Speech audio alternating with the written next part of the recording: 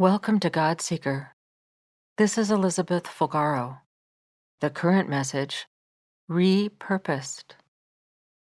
Sometimes there can be voices in your head, thoughts buzzing or swirling around, which are spewing negative, self-deprecating, despair-ridden thoughts. These are not from God, but from the spiritual enemy trying to take you out.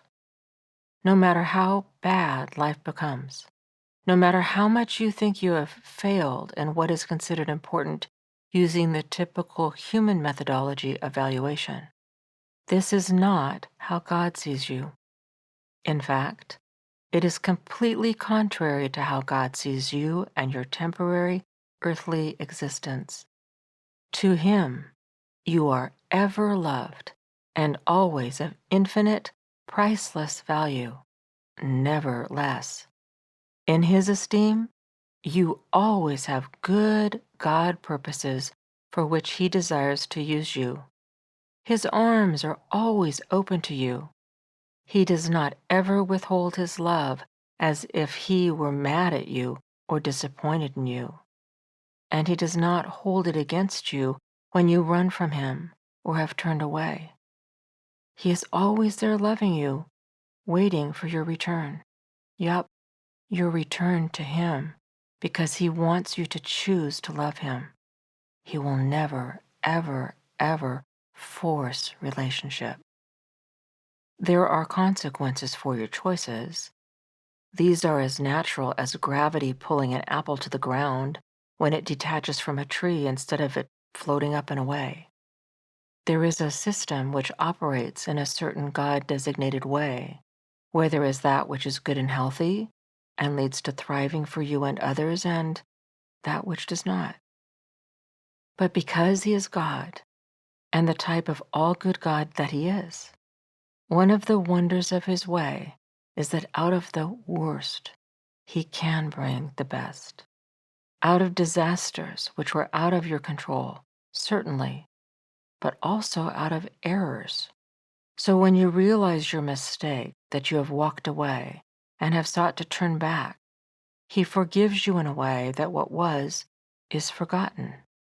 He helps and leads so that we can deal with the consequences of whatever has been, and He takes that which the enemy meant for evil and may have been evil, and by your experience through it, He grows compassion, blossoming and fruitful in you, so that you can become one that He uses to come alongside others for exactly what they need when they need it.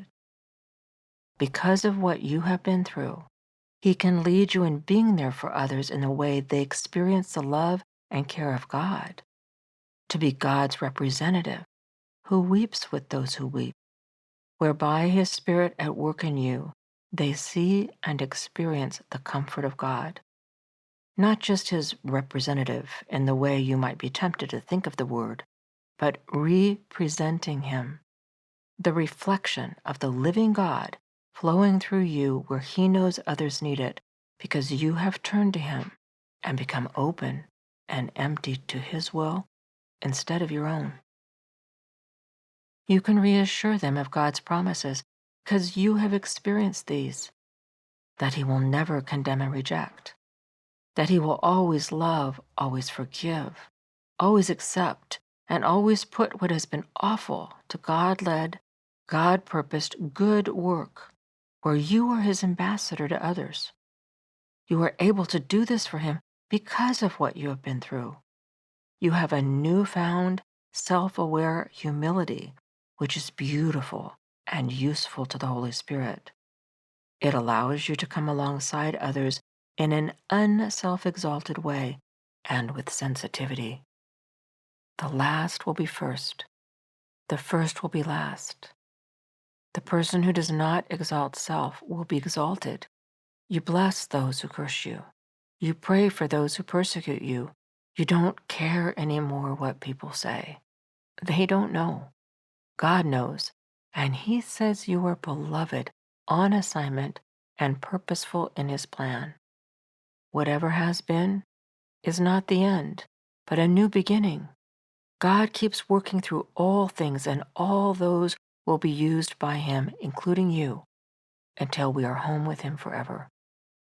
All the hardship, sadness, and struggles, none of them can make sense until they are repurposed in the hands of a loving God. Listen to the song You Forgive Me on the Restore album.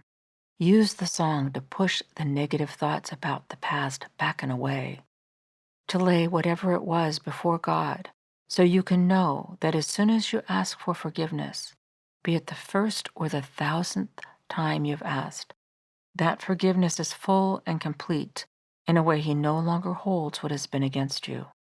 Use the song to stop the self-deprecation. So partnering with God, you can gradually lift your head and listen for His instructions, how He wants to repurpose what has been into something beautiful, because through it His compassion and love will reach at others. A rippling out of His healing, restoring, repurposing love, where you are not on the sidelines, but an integral part. You can find the song You Forgive Me on my YouTube channel. Just search for my name, Elizabeth Fulgaro. The musical prayer, You Forgive Me, is also found on various streaming services and always on CD. Let's finish with a story Jesus told to illustrate the love of God for each one of us, no matter what. By many, it's called the story of the prodigal son, and we have come to think prodigal means the son's return. But prodigal really refers to the son's wasting of money. However, pay attention to what the father does when his son returns. Listen for yourself. Watch for the Father's heart. See how God sees us, no matter what. You can find Jesus' story of the son who walked away and squandered everything he had in the gospel written by St. Luke, chapter 15, verses 11 through 24. Here we go. And Jesus said, There was a certain man who had 2 sons. And the younger of them said to his father, Father, give me the part of the property that falls to me. And he divided the estate between them. And not many days after that, the younger son gathered up all he had and journeyed into a distant country. And there he wasted his fortune in reckless and loose from restraint living. And when he had spent all he had, a mighty famine came upon that country, and he began to fall behind and be in want. So he went and forced or glued himself upon one of its citizens in that country, who sent him into his fields to feed the hogs. And he gladly would have fed on and filled his belly with the carob pods that the hogs were eating, but they could not satisfy his hunger, and nobody gave him anything better. Then when he came to himself, he said, How many hired servants of my father have enough food, and even food to spare, but I am perishing, dying here of hunger. I will get up and go to my father, and I will say to him, Father, I have sinned against heaven and in your sight. I am no longer worthy to be called your son. Just make me like one of your hired servants. So he got up and came to his own father. But while he was still a long way off, his father saw him and was moved with pity and tenderness for him. And he ran and embraced him and kissed him fervently. And the son said to him, Father, I have sinned against heaven and in your sight. I am no longer worthy to be called your son.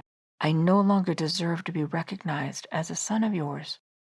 But the father said to the bondservants, Bring quickly the best robe, the festive robe of honor, and put it on him, and give him a ring for his hand and sandals for his feet, and bring out that wheat-fattened calf and kill it, and let us revel and feast and be happy and make merry.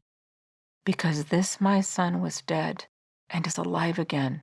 He was lost and is found. And they began to revel and feast and make merry. Thank you for joining in. God Seeker Messages are sponsored by Eagle's Nest Foundation. This is Elizabeth Fulgaro. Remember that I am praying for you. Until next time, Let the song, You Forgive Me, be your prayer, and keep seeking God